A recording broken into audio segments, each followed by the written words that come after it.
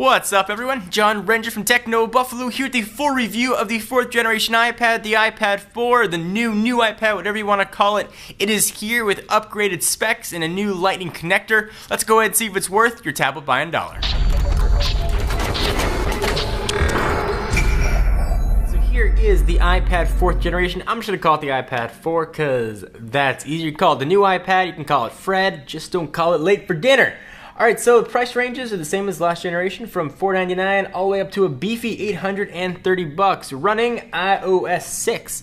Let's run through the rest of the specs. From a weight standpoint, it's looking at 1.44 pounds. Screen is a 9.7-inch LED affair with IPS technology. It's Retina display, so that's going to mean you got a resolution of 2048 by 1536. For those of you math geeks, that's 264 ppi. It's got a 42.5 watt-hour battery, going to give you about 10 hours of use.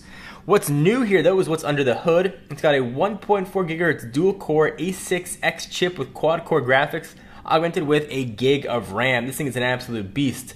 LTE connectivity is an option. From now, Sprint is being added, so you can pick from AT&T, Verizon, or Sprint. On the camera standpoint, from the back, we got a 5 megapixel camera that can shoot 1080p video, HD recording, of course. And on the front, now called a FaceTime camera, 1.2 megapixel, 720p on here. In two colors, black or white. The other big difference here is down below. Boom. That port right there is now lightning. Goodbye, 30 pin. We now have a teeny tiny little reversible lightning port. So let's talk about this guy, whether or not it's worth buying, whether or not it's worth an upgrade, or what the iPad 4 really means. It came very quickly after the iPad 3.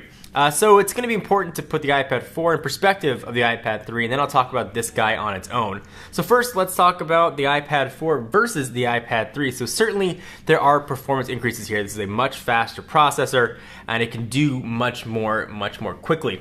So if you want to get all geeky with me, Geekbench scores much faster. iPad 3 was 745, iPad 4 1772.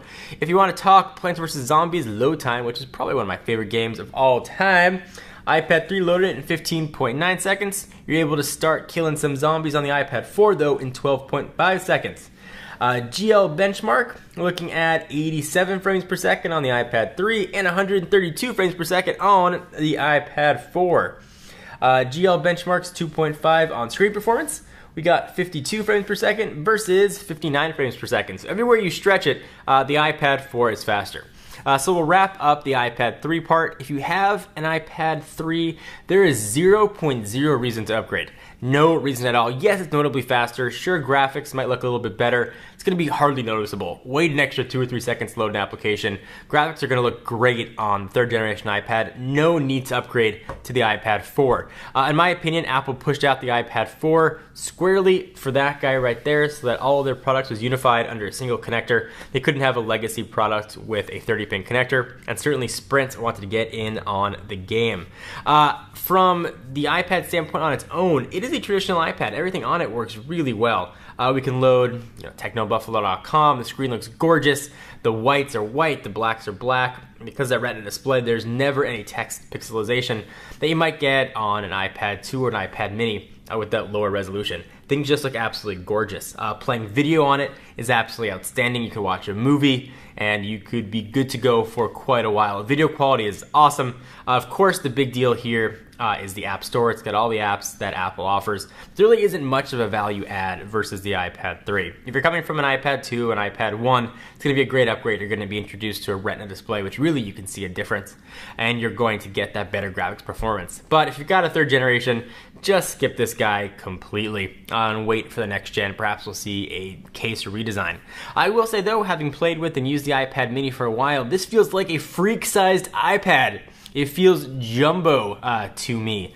So if you're looking to get a new iPad, definitely try the iPad mini first. A little lower resolution certainly, but you might like the size. I'm finding that I'm really enjoying the iPad mini. And for me, if I was looking to get an iPad right now and I didn't have one, I think the iPad mini would steal my money. It just seems to be a better feel. For whatever reason, I hated the idea of an iPad mini until I had a chance to actually use one.